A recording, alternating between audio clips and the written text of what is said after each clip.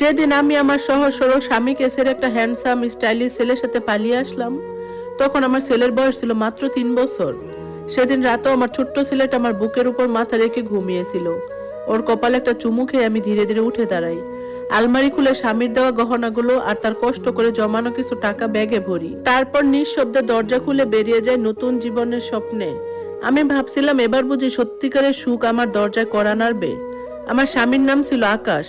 খুব সাধারণ একটা মানুষ, সরকারি চাকরি করত, দেখতে একদম সাধারণ, কথাবার্তাও কম, কিন্তু মানুষটা আমাকে ভীষণ ভালোবাসতো। আমার ছোট ছোট শখ পূরণ করার জন্য নিজের প্রয়োজন পর্যন্ত ভুলে যেত। অথচ আমি সবসময় মনে করতাম সে আমার যোগ্য না, কারণ তখন আমার জীবনে এসেছিল সায়েম। ফেসবুকে পরিচয়, তারপর ধীরে ধীরে কথা। সায়েমের স্টাইল, দামি বাইক, স্মার্ট কথা বলা, সবকিছু আমাকে যেন অন্য এক জগতে নিয়ে গিয়েছিল। সে আমাকে বলতো, তুমি এত সুন্দর একটা মেয়ে, তোমাকে এই মধ্যবিত্ত জীবনে মানায় না। আমি ধীরে ধীরে নিজের সংসারকে ছোট মনে করতে শুরু করি। আকাশের ভালোবাসা তখন আমার কাছে বিরক্তিকর লাগতো। মনে হতো এই মানুষটার সাথে থাকলে আমি কোনোদিন সুখী হতে পারবো না। একদিন রাতে সায়েম বলল, চলো পালিয়ে যাই, আমি তোমাকে রানীর মতো রাখবো। আমি একবারও আমার 3 বছরের ছেলের মুখটা ভাবিনি। সেদিন বাসা থেকে বের হওয়ার সময় শুধু একবার পিছনে তাকিয়েছিলাম। আকাশ ঘুমিয়েছিল, ছেলেকে বুকের কাছে জড়িয়ে। জানালার হালকা আলো তাদের মুখে পড়ছিল। দৃশ্যটা দেখে কয়েক সেকেন্ডের জন্য আমার বুক কেঁপে উঠেছিল, কিন্তু আমি থামিনি। সায়েম নিচে বাইক নিয়ে অপেক্ষা করছিল, আমাকে দেখে হাসলো।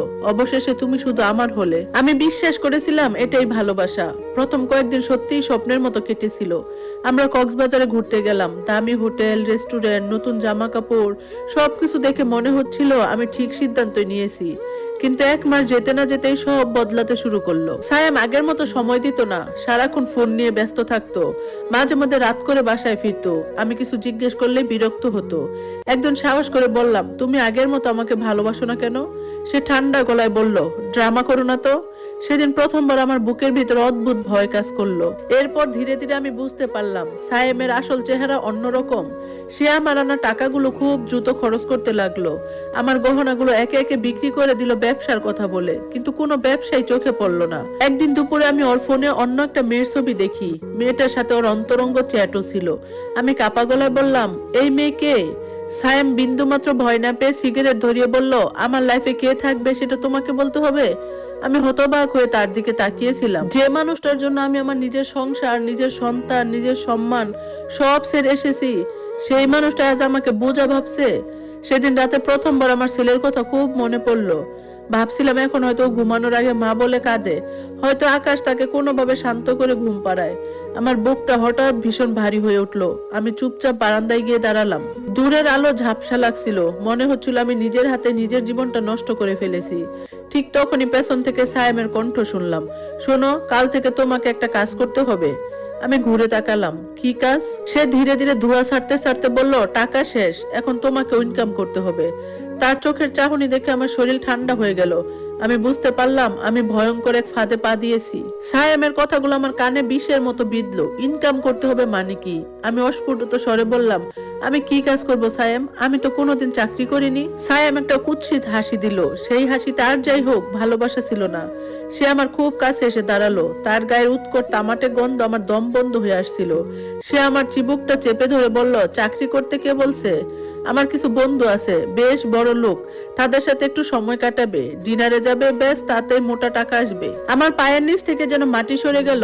যে আকাশ কোনোদিন আমার গায়ে একটা ফুলের টোকা পর্যন্ত লাগতে দেয়নি, আজ সেই আমি অন্য পুরুষের লালসার শিকার হতে যাচ্ছি।